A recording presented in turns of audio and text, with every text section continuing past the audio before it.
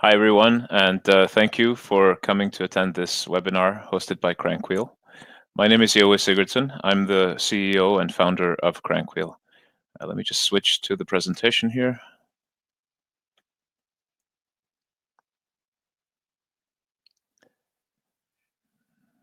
There we go. I think everyone can see that. Great.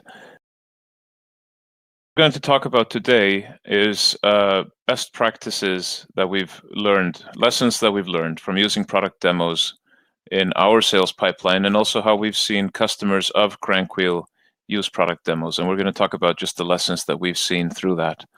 Now, Crankwheel, as you probably know because you registered for the webinar, but just in case, we are a software as a service company, and we provide a solution that is custom designed for inside sales teams, and it comprises both lead capture that you can put onto your web page or into an email campaign, a flow that you go through there, and a way to screen share with your prospects very seamlessly, whether that is started from the lead capture or started in the middle of an existing phone call or done as a scheduled meeting. All of this is custom designed for companies that are doing inside sales. So through the process of selling this software, supporting a lot of customers, and in particular, deep insights that we've seen from some of our enterprise customers, we've learned these lessons. So let's talk about, first of all, why should you be giving product demos? Well, giving a demo is one of the best ways to convert a prospect. You can explain your product, and you can get into that kind of consultative feeling session with the prospect where they mostly feel like you're helping them. But at the end of the demo, there's a good chance to sell. So it's a great way to showcase your product or service and then sell at the end of that. And this is used by over half of the software as a service market, which even just this year is going to be $40 billion and is growing very fast. And it's also a great way to showcase products or services other than software. For example, we have customers doing insurance, selling that to consumers or businesses. We have customers selling leads, so leads lists, that kind of thing, selling to sales organizations. So there are many ways you can demo. It doesn't always have to be software as a service that you're demonstrating. Now, before we really dig into this, what would 1% more conversion be worth to you? And I do mean 1 percentage point more. So for example, if you go from 2% conversion on your webpage to 3%, and we look at the customer acquisition cost, that's going to lower your customer acquisition cost by 33%. Or if we think about a fixed customer acquisition cost, going from 2% conversion to 3% conversion is going to get you 50% more customers for the same amount of money spent on driving that traffic to your website. So what about if you could get 21 times higher conversion? And I know that's a very bold claim, but we'll dig into that a little bit later. Okay, so from everything that we've learned, the two biggest levers by far that you have to get more of your customers to convert, more of your prospects on your webpage or in an email campaign to convert to actually having a demo with you, there's two biggest levers. One is don't scare away prospects that are really interested, and we'll dig into this. The other is respond to their request. If they show an interest and they request to be called, call them back very, very, very quickly. And we'll also dig into this, and we'll talk about why it's important and show some of the research that supports it.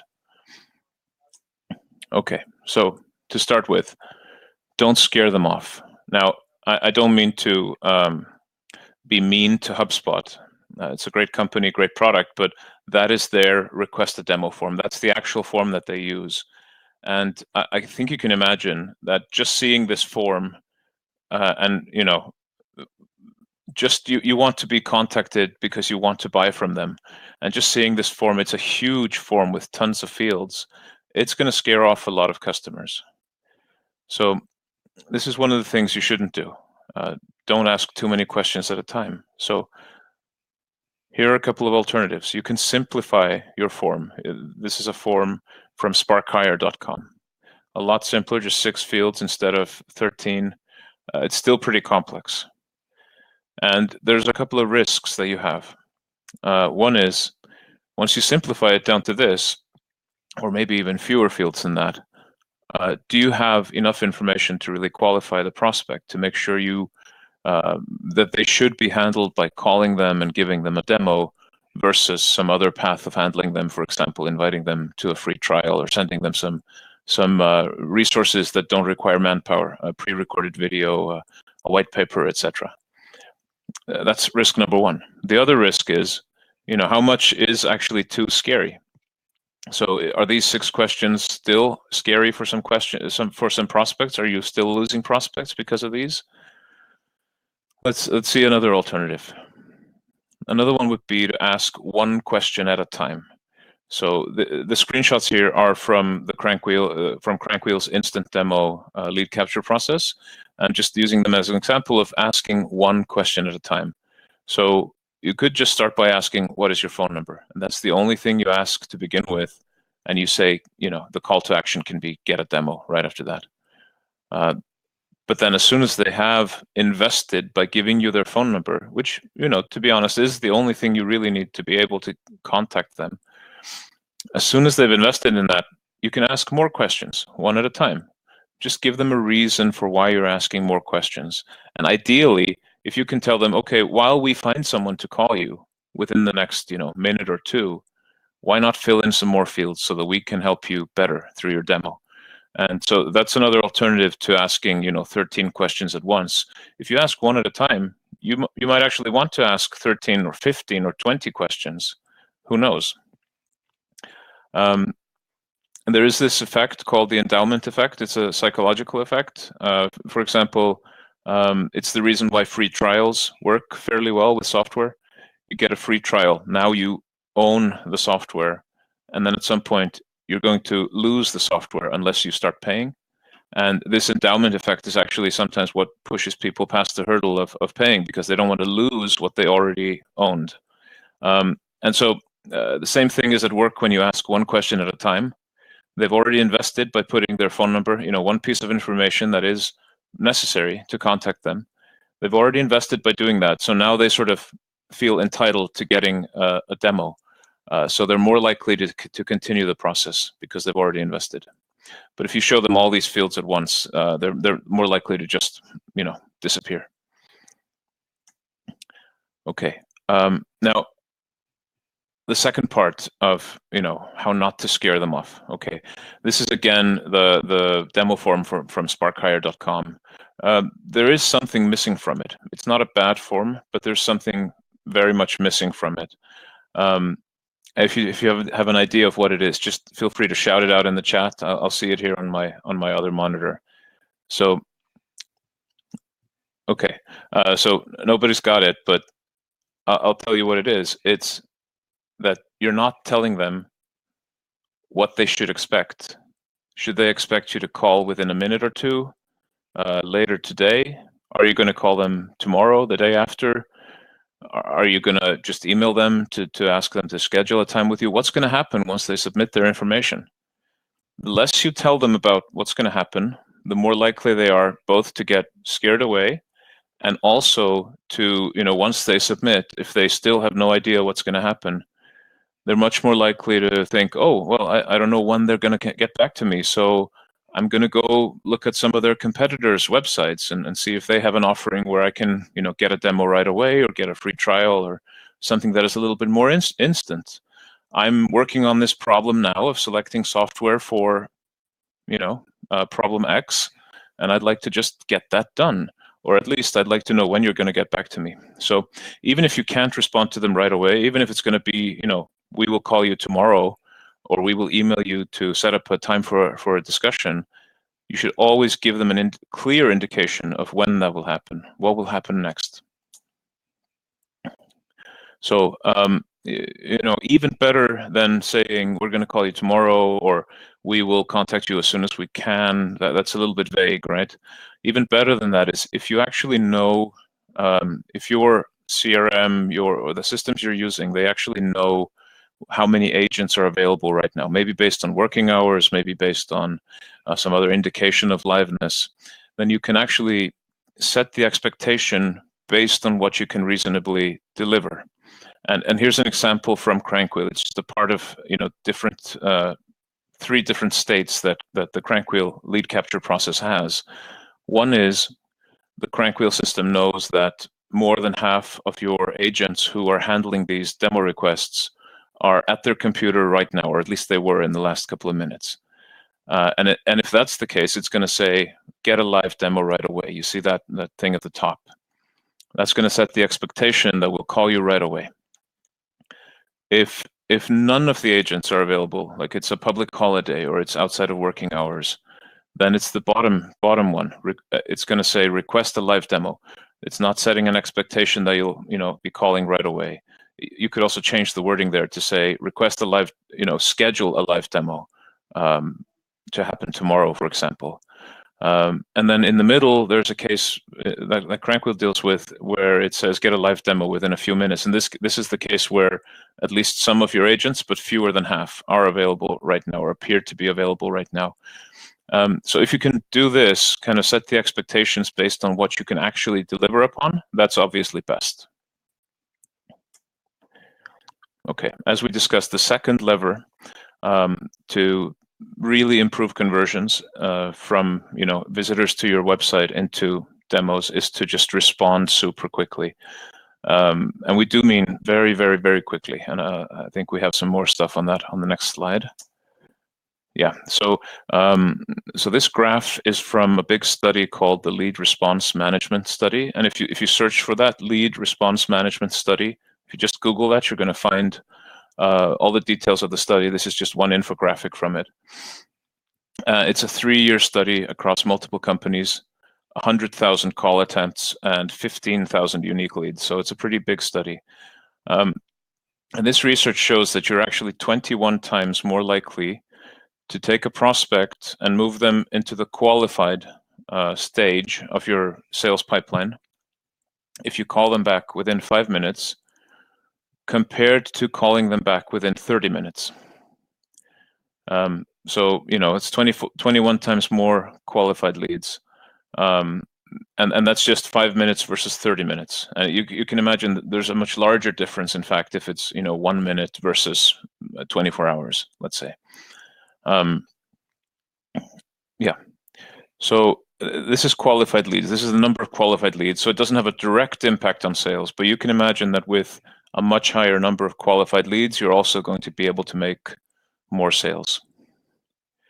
Now, how do you get to responding so quickly to customers? The first option is you use your existing systems. Most CRMs, a lot of sort of enterprise-grade phone systems, they have abilities that you can use to actually get reasonable response times. Let's say within 5 minutes in most cases during working hours. Now, there's a large difference between systems, and often it's great to start with whatever you have already. But typically, CRMs will very often let you sort of create a category of leads. So if you have a new lead on a web page, you can tag those leads as new leads. Maybe you can create a queue of them. Some CRMs can do that, where salespeople are always watching the queue, and as soon as they have time, they'll pick whatever is the top of the queue, and this can lead to a pretty fast response time. If you have if you're at a large company, you might have a very customizable CRM like Salesforce, for example. This can definitely be done, and if you're at a large enough company to employ some systems integrators, you can actually probably integrate your CRM and your phone system. So, for example, some sales departments that we've worked with, they've had a CRM integrated with their phone system, and the phone system has a call queue. So, essentially, as soon as an agent finishes one call, the phone system is going to blink their phone and tell them you have another call that you should be making. Just click here to make it, whether that's on screen on a soft phone or on their desk. If you're a smaller company, this can be a huge amount of work, and it can also be hard to create the kind of discipline that you need in a small sales team to actually really be monitoring that request queue for new prospects all the time, all day long, because often salespeople in a smaller organization, they'll have multiple hats. They won't just be, calling prospects all day. Okay. Another option would be to use a ready-built solution.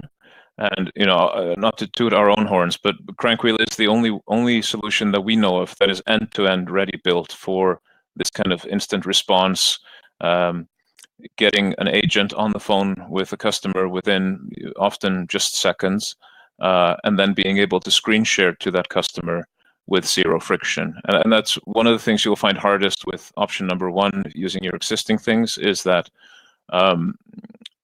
it'll be hard to get down to less than 5 minutes response time on average. It'll also be very hard to enable screen sharing right away in that very first phone call, because most screen sharing systems require some kind of download, or they won't work if the prospect is, let's say, commuting and they're browsing the phone on their browsing the web on their phone or tablet, or even their computer.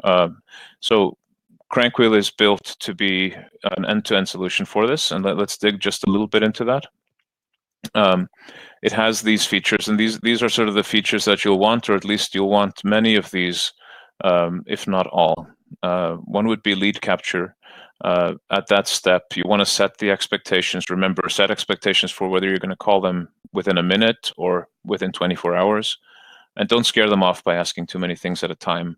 You can do that by breaking forms up into steps, even down to what Crankwheel does, which is one question at a time. You want to be able to enrich lead data used based on information found online. So built into Crankwheel is that if your prospect enters their email address, Crankwheel will use that against data APIs that we have access to, where very often we're able to find a lot more information about the prospect and their company than what they're entering in themselves. And right now we're using the Clearbit API, among other data sources. Another thing you'll want to do is agent assignment.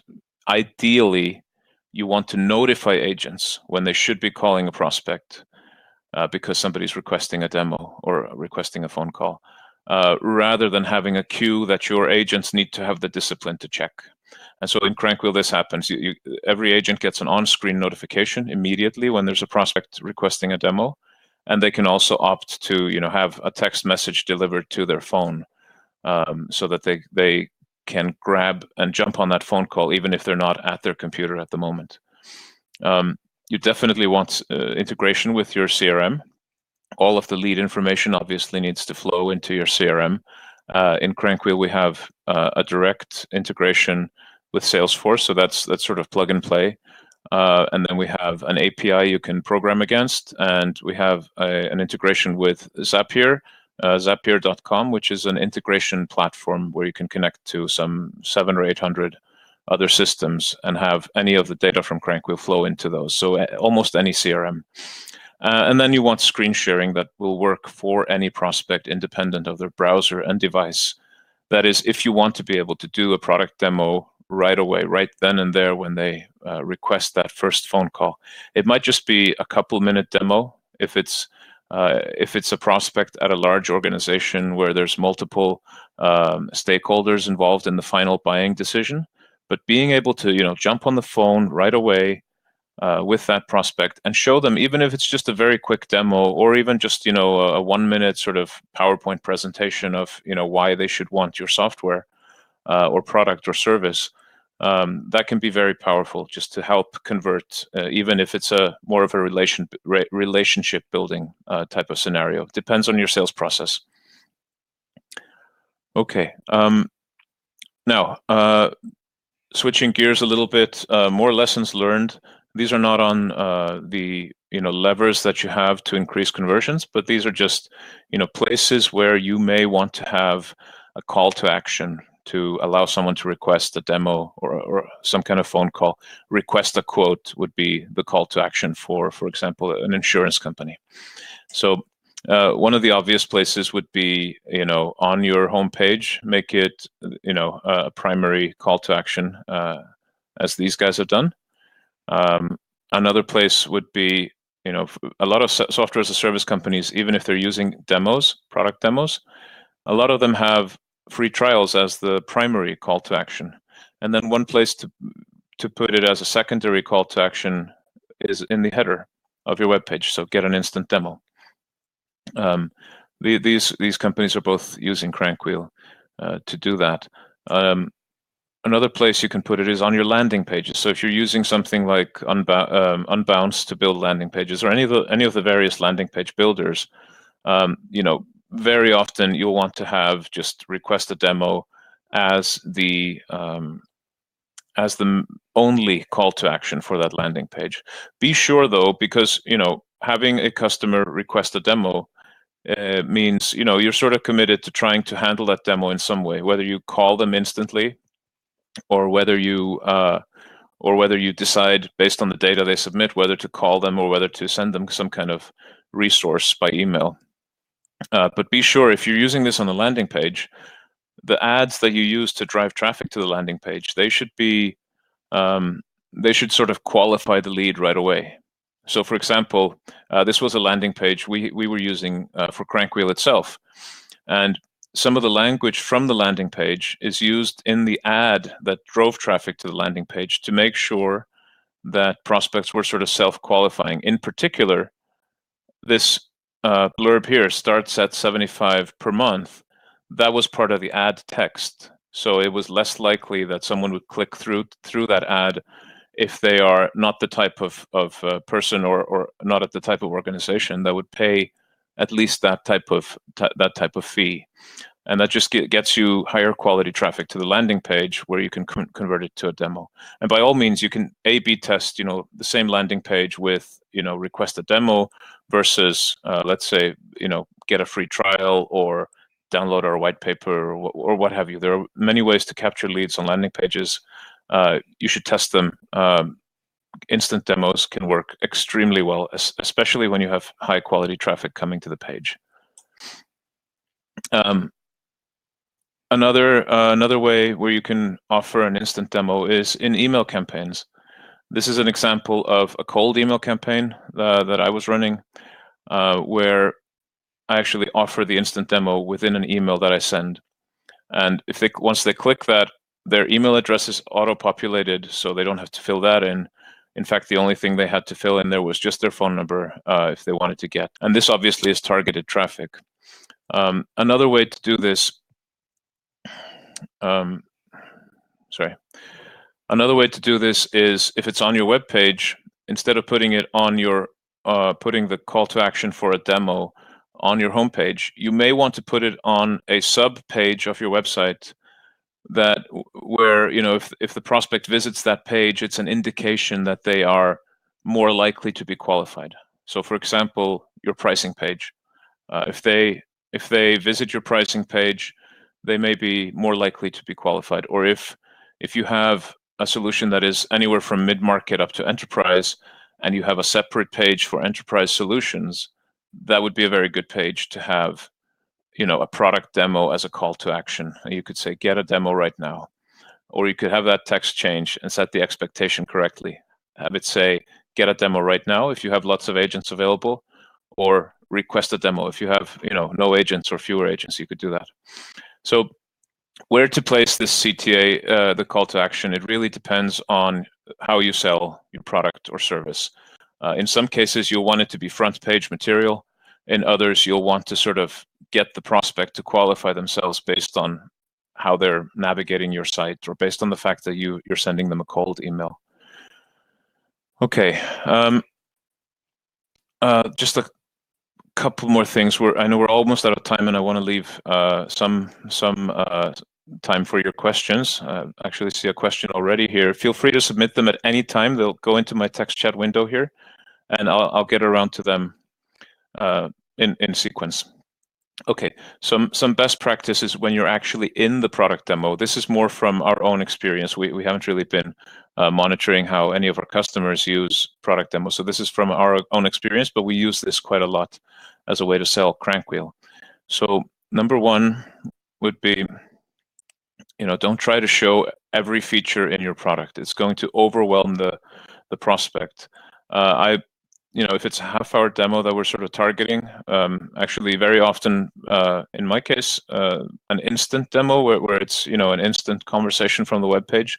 It might not be a full half hour. The prospect might not have half an hour. They might only have 20 minutes or even 15 minutes. But I would try to spend not more than about 5 to 10 minutes showing them the essence of your product. What are the big pain points that it sort of tries to solve, and what's the innovative stuff that you're bringing to the table in terms of resolving those things, and then get them talking about how they think your product might be a fit for their particular problems. That actually listening to them like that, it lets you give a presentation that is tailor-made for them. If you try to fit in all the features, you might as well use a video, right? You're just going to recite all the same things over again as you've done, hundreds of times before. So don't give us a one-size-fits-all presentation. And the number one thing to do that is just listen to the customer. So listen, I would say, as much as you talk. That's sort of what you should try to aim for. So try to get them talking. Try to get them to tell you about what are the problems they're having. You're trying to solve maybe a general problem, maybe a fairly specific one, but you still don't know specifically how that problem affects their business. So get them talking about that. That'll give you more insight into which points you should really focus on, and which parts of your software you should dig into in terms of solutions. And it'll be different things based on who you're talking to. IT might care more about manageability. Sales are going to care more about results, and so forth. So ask them, what would you like to explore further? That's about the last 1/3 of the demo for me would be that. And yeah, so that's hone in on their area of whatever they're interested in or worried about. So that's what you want to dig into. And finally, always end the demo by actually asking for their business. Either it depends on the type of customer you have, but sort of a one size almost fits all type of line you can use at the end of a demo is, now that you've seen the demo, is there anything preventing you from making a purchase decision today? And that'll give you insight into their into their decision-making process. Who are the other stakeholders? Who needs to be involved? How long might it take? And so forth. Or it'll get them to say, either yes or I'm going to purchase, or no, I'm definitely not going to purchase. And obviously the yes is great. The no is also great. Getting a quick no instead of spending weeks or months talking to a customer that's sort of lukewarm is always a lot better, as long as you're sure that it's a real no. Okay. So that was my presentation. Crankwheel, again, it's a specialized lead capture and screen sharing solution for inside sales teams that give product demos. So thank you very much. And I see there are a couple of questions already. Feel free to continue asking them while I just respond to these first couple of questions. So from Andrew, how difficult is it? Hang on, let me turn off the screen share. I don't think I'll be needing it anymore. Okay. So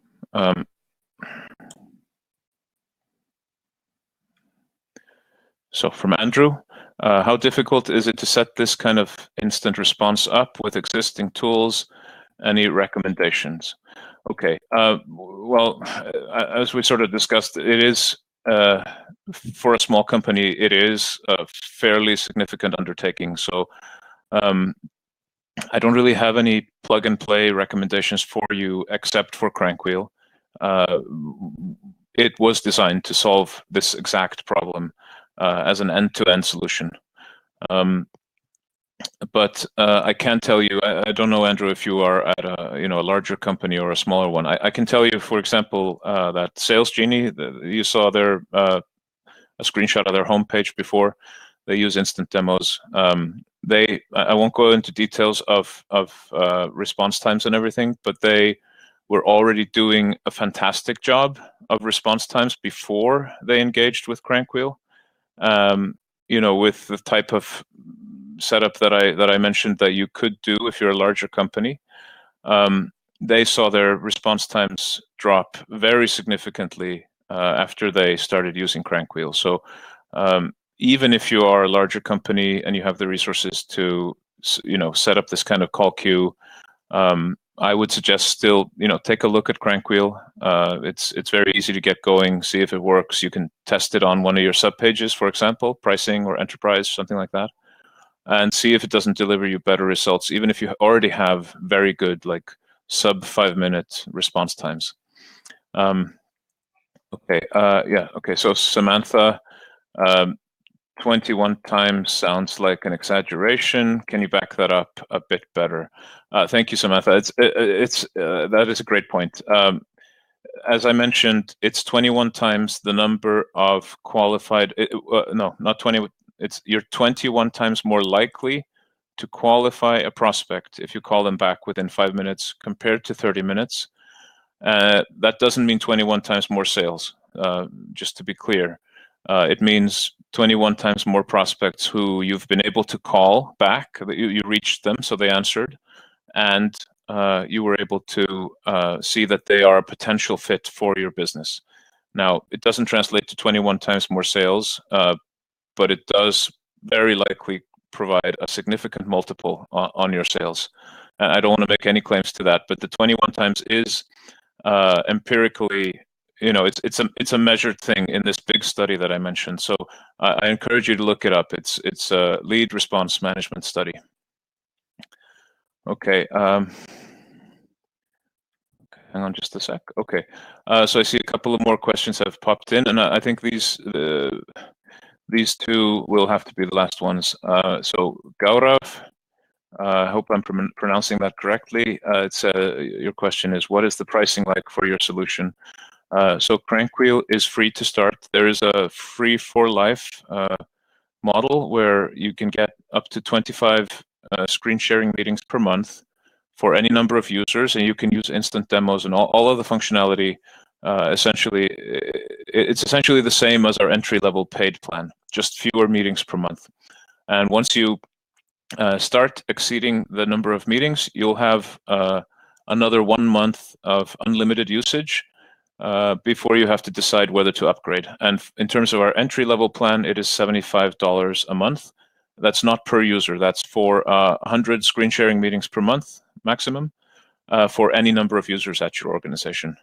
And it goes up from, there are packages higher than that. I encourage you to just look at crankwheel.com/pricing. But essentially, it's always based on a package including a certain number of meetings. And as you go up towards sort of large company or enterprise plans, you're getting down to about 45, 50 US dollar cents per meeting. Okay, and Gavin has the last one. I think that this is actually a good question to cover at the end of this. Gavin asks, do you provide training for how to set up well-converting websites? Thank you, Gavin, for the question. We typically do not. We are primarily a product company. We do have a lot of resources on our blog, crankwheel.com/blog, where you can learn quite a lot about how to improve sales. Some of our articles are focused around screen sharing or lead capture product demos, but we also have more general interest articles for salespeople. So that would be a great resource to look at. There are our webinars such as this one, and we do provide training on an as requested basis, and this is just part of packages that are negotiated with our enterprise level customers. So if you are at a company that might be an enterprise level customer, sort of maybe more than 1,000 meetings or so per month, or if you'd like to just talk to us about potential pricing for hands-on live training, either over the internet or even in person, we are happy to discuss, but we don't have any standard sort of consultancy packages. Okay, well, thank you so much for attending today. That is going to be the end of the webinar. Feel free to submit any further questions, and I will try to get back to each and every one of you through the text chat if there are more questions. So thank you so much, and have a lovely rest of the day. Bye-bye.